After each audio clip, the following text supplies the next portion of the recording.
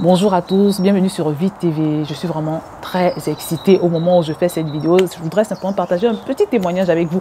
Mais avant de partager le témoignage, c'est-à-dire le témoignage qui me pousse à faire cette vidéo, je voudrais t'encourager, quel que soit ce que tu traverses en ce moment, prends ton mal en patience. Reste connecté au Seigneur. N'arrête pas de prier, n'arrête pas d'espérer, n'arrête pas d'avoir la bonne attitude. Parce que le Seigneur est un Dieu responsable. Notre Dieu est un Dieu responsable qui n'abandonne pas ses enfants dans les problèmes. Ce matin, j'avais plusieurs courses à faire.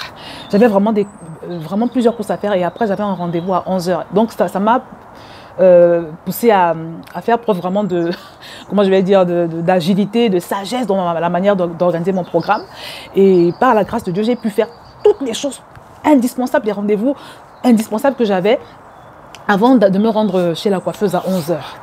Et pendant que je faisais toutes ces courses, je n'ai pas pu m'empêcher de penser qu'il y a cela quelques années, j'aurais été dans la galère, je n'aurais jamais pu faire toutes ces choses que j'avais à faire le matin en transport parce que simplement, je n'avais pas le permis. Et pendant que je repensais à tout ça, je me souviens d'un épisode où, dans cette période où je cherchais à avoir le permis et que je n'arrivais pas à l'obtenir, j'ai déjà partagé ce témoignage 100 fois sur Vite TV.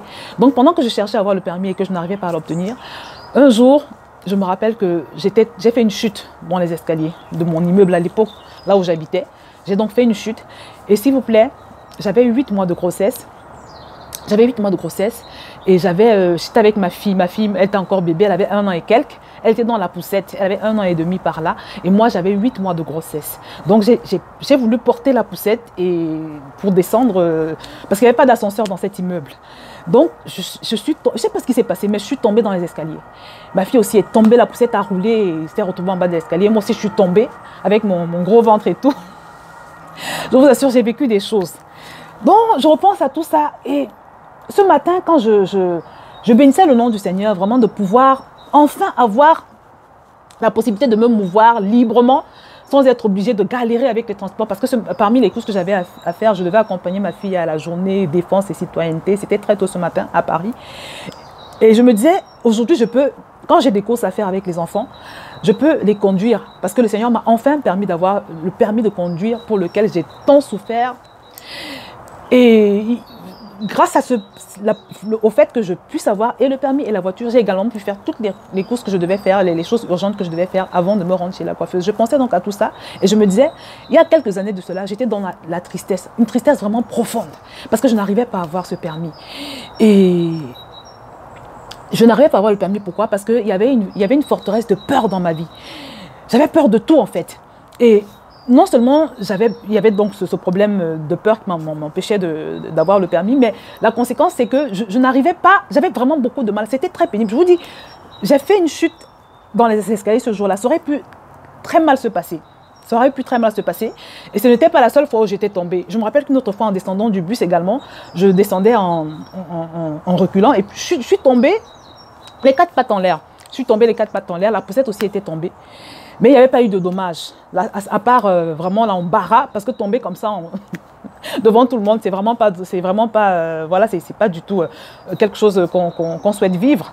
Donc j'ai eu beaucoup de désagréments comme ça, j'avais beaucoup de petites mésaventures comme ça à cause du permis. Et dans cette période-là, à cause du fait que je n'avais pas le permis, dans cette période, j'aurais pu maudire Dieu, j'aurais pu insulter Dieu comme je vois certaines personnes le faire.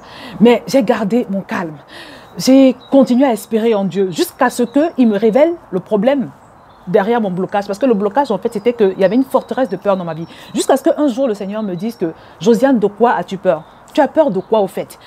Pourquoi tu ne peux pas croire en ma présence à tes côtés? Pourquoi est-ce que tu ne peux pas te représenter Dieu avec toi? Comment peux-tu avoir peur alors que Dieu est avec toi, alors que je suis avec toi ?» Et ce jour-là, j'étais en train de prier. Quand j'ai accepté cette pensée, je vous assure, ma façon de conduire n'a plus jamais été la même.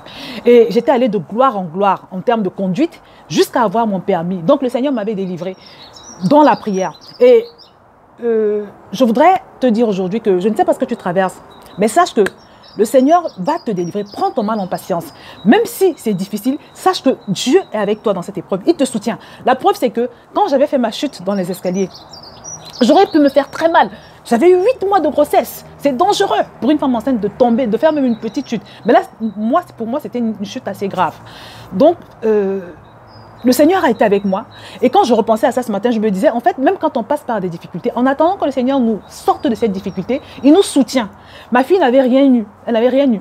Moi également, on n'avait rien eu. Donc, bien que ce soit difficile pour toi en ce moment, tant que tu restes connecté au Seigneur, il te garde, il te fortifie, il te soutient surnaturellement. Il est avec toi et il te dit qu'il ne t'abandonnera pas.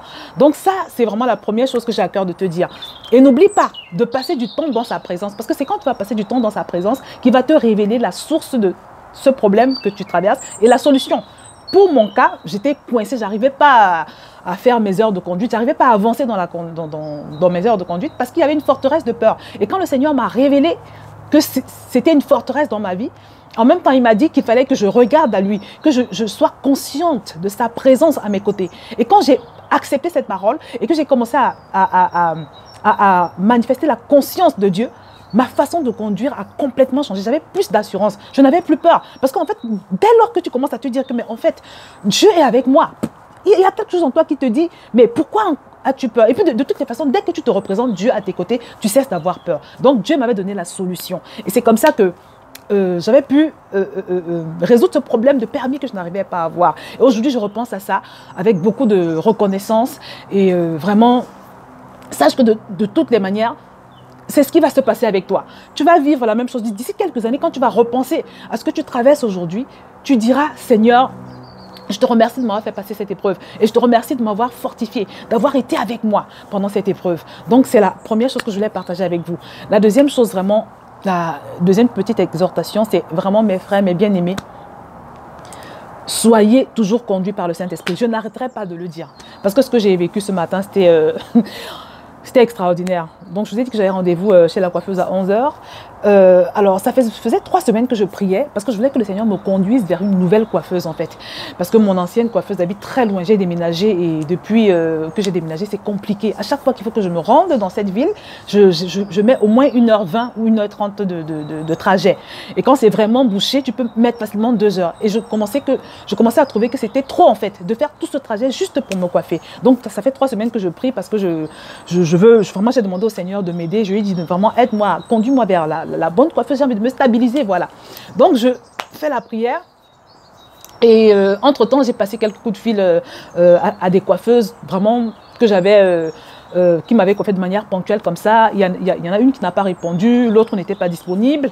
Donc, je continue à prier. Et dimanche dernier, quand j'arrive à l'église, je tombe sur une sœur dont on m'avait communiqué les coordonnées il y a de cela au moins 2 ans. Ça fait au moins 2 ans ou 3 ans qu'on m'avait communiqué ces coordonnées, mais j'avais oublié en fait. Donc quand je la vois, je me dis, est-ce que ce n'est pas un signe du Seigneur ça? Et je me dis, bon, on va voir. Et quand je rentre dans l'auditorium, dans la salle de l'église, je me rends compte qu'elle est assise juste derrière moi. Elle est assise juste derrière moi. Et je me dis, ah, là, il y a quelque chose là. Je prends la décision de l'appeler dans la semaine pour me coiffer. Donc, ce que je fais, je l'ai appelée hier. Je lui ai demandé si elle avait le temps cette semaine pour me prendre. Elle me dit oui. Et de passer à 11 h aujourd'hui, j'ai dit, ah Seigneur, moi je crois que là, c'est vraiment toi qui es derrière cette histoire. Et aujourd'hui, quand j'arrive dans le salon, mes amis, quelle surprise de constater ce que j'ai constaté.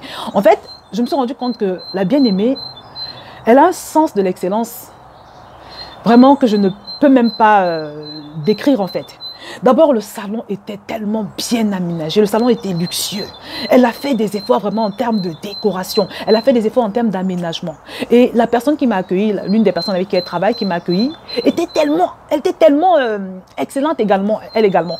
Parce que la qualité de son accueil était vraiment supérieure, on va dire ça comme ça. On m'a même proposé un thé, elle m'a proposé de prendre un thé ou un café. Et spontanément, elle m'a proposé de me faire un shampoing avant de me faire la coiffure que vous voyez là. Et j'ai aussi beaucoup apprécié la manière qu'elle a eu de me coiffer. Parce que moi, j'ai un cuir chevelu qui est très sensible, Donc, je n'aime vraiment... Avec moi, il faut faire attention. J'ai même pas eu besoin de lui dire. Mais j'ai vu qu'elle faisait très attention. En fait, elle a des mains très douces. Elle a des mains, vraiment c'est la première fois que je vois ça. Elle a des mains très douces. Et elle a pris le temps de faire des nattes comme il faut. Parce que cette coiffure que vous voyez là, c'est des crochets. Mon les sœurs en Christ, elles vont comprendre de quoi je parle. C'est des crochets. C'est une coiffure qui est simple, mais elle n'est pas aussi facile à réaliser que ça en fait. Parce que si tu n'as pas la main, tu ne vas pas pouvoir la réussir. Si tu ne sais pas faire les nattes, par exemple, de façon rapprochée, tu vas voir qu'il y aura des trous en fait. Mais là, la fille, elle s'est appliquée. Non, mais je n'en revenais pas en fait. Je n'en revenais pas. Et quand elle a fini de coiffer, elle a très bien fait la finition également. Et devant, elle ne m'a pas mis du gel, vous voyez, elle m'a dit que c'était de la cire en fait. Parce que c'est pas salissant, c'est mieux et ça aide aussi à entretenir les cheveux. Donc vraiment, j'étais émerveillée. Et la raison pour laquelle je fais cette vidéo, c'est que je me suis dit, mais attends, donc il y a des choses comme ça, il y a des personnes comme ça, qui sont chrétiennes, qui sont dans l'excellence, et on n'est pas au courant. Et je voudrais donc vous inviter, si vous êtes sur Paris, n'hésitez pas à vous rendre dans son salon de coiffure. Je vais vous mettre le lien de sa page Facebook en bas. Le salon s'appelle le Loulou Beauty, si mes souvenirs sont bons. Je n'ai pas l'habitude de faire ce genre de vidéo, mais j'ai tenu à le faire parce que je me suis dit non, elle ne peut pas rester cachée comme ça. Elle ne peut pas rester cachée. Et la cerise sur le gâteau, c'est que quand j'ai voulu payer la coiffure, elle m'a dit non, tu ne payes pas. C'est une semence que je fais dans ta vie. Alors là, je me suis dit non, Seigneur, là j'étais vraiment convaincue que à ce moment-là, que c'est le Seigneur qui m'avait fait venir. Le service, la qualité du service, l'excellence et tout le reste comme ça. Et en plus, quand tu arrives dans ce salon de coiffure, il y a une ambiance de louange. Tu trouves la louange, tu trouves l'adoration. Là où, par exemple, il y a quelques années, quand j'allais à Paris, dans les salons de coiffure afro à Paris, franchement, c'était horrible. Le genre de musique qu'on te sert, l'ambiance, les paroles qui sortent de la bouche des gens. Tu sors du salon de coiffure, tu as l'impression d'avoir été souillé, tu te sens sale. Hein, parce que simplement, tu as entendu des choses pas pures. Mais là, tu as la grâce de pouvoir être dans un cadre vraiment où vraiment tu n'es pas déconnecté en fait. Donc vraiment, déjà, je remercie le Seigneur d'avoir conduit mes pas. Et je voudrais vous dire, mes amis, que c'est ce que fait le Seigneur. Notre Dieu est vrai, il est vivant, il est concret dans ce qu'il fait. Quand il nous demande de nous laisser conduire par le Saint-Esprit en tout temps et en toutes circonstances, c'est valable même pour des choses qu'on peut considérer comme banales, comme la coiffure.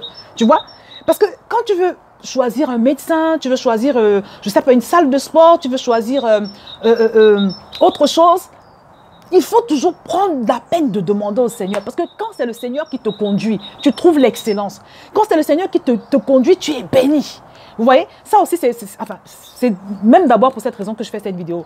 Parce que pour moi, c'est un témoignage en fait. Ça fait 3 semaines que je prie pour cela. Et puis, le Seigneur me conduit comme ça. Donc vraiment, si Dieu prend le temps de nous conduire pour des choses qu'on peut considérer comme a priori banales, à plus forte raison quand il s'agit de choses plus importantes, comme le choix d'un conjoint, le choix d'une église, l'achat d'une maison, Dieu est il nous a donné le Saint-Esprit, qui est la Bible dit qu'il est le conseiller. Il est non seulement le consolateur, mais il est le conseiller. Et je voudrais donc t'inviter, mon frère, ma soeur, à t'y mettre. Si tu n'as pas encore pris le train en marche, hein, parmi toutes les personnes qui sont abonnées sur cette chaîne, de renoncer à ta façon de fonctionner, c'est-à-dire d'être ton propre maître, je t'invite à commencer à fonctionner de cette manière aujourd'hui. Parce que vraiment, j'ai été bénie. Je suis tellement heureuse. Et par la grâce de Dieu, si le Seigneur le permet, je vous montrerai les photos de son salon de coiffure. Sur Facebook, c'est sûr que je vais publier cette vidéo en même temps que quelques photos de son salon de coiffure. Mais le message essentiel, c'était vraiment de consulter Dieu pour tout, en fait. Parce que le Seigneur est fidèle. Le Seigneur c'est le meilleur conseiller, en fait, au monde. C'est le meilleur guide. Et tout ce qu'il fait est bon, parfait et excellent. Donc, c'est ce que je voulais partager avec vous. Pour finir, je voudrais rapidement partager le témoignage de mon médecin aussi, mon gynécologue, celui qui m'a accouché de tous mes enfants. La première fois, quand je devais accoucher, il fallait que je fasse un choix de médecin. Et j'avais beaucoup prié par rapport à cela aussi. Et le Seigneur m'a conduit vers ce médecin-là. Et ce type était tellement excellent. Je me rappelle qu'à l'un de mes accouchements, j'avais eu tellement de problèmes après. Mais à chaque fois qu'il me proposait un traitement, mais le traitement fonctionnait d'une manière que vous n'imaginez pas. En fait, cet homme est très excellent également. Et je sais que c'est le Seigneur qui m'a conduit vers lui. Et il est tellement excellent que ça fait quoi? Ça fait 18 ans que je le connais. Je ne l'ai jamais lâché en fait. Malgré le fait que j'ai déménagé, à chaque fois que j'ai besoin de consulter, je vais le voir en fait. Donc, les amis, le message d'aujourd'hui c'était prenez la peine de vraiment faire tout ce que vous pouvez pour apprendre à marcher avec Dieu, pour apprendre à ne rien faire sans lui demander son avis. Si tu veux avoir une vie excellente, une vie où tu ne vas pas te casser le nez, une vie où tu ne vas pas avoir tout le temps des mauvaises surprises, une vie où tu ne vas pas faire des mauvaises rencontres, prends le temps d'apprendre à marcher avec Dieu, à te laisser conduire par lui. C'est le secret de la réussite, c'est le secret de la liberté. Je vais te mettre également des liens de vidéos qui parlent de comment est-ce qu'on fait pour se faire conduire par le Saint-Esprit. Mais je tenais vraiment à faire ce partage. J'espère que vous avez été édifiés. Je vais m'arrêter là et je vous dis à très bientôt sur VTV.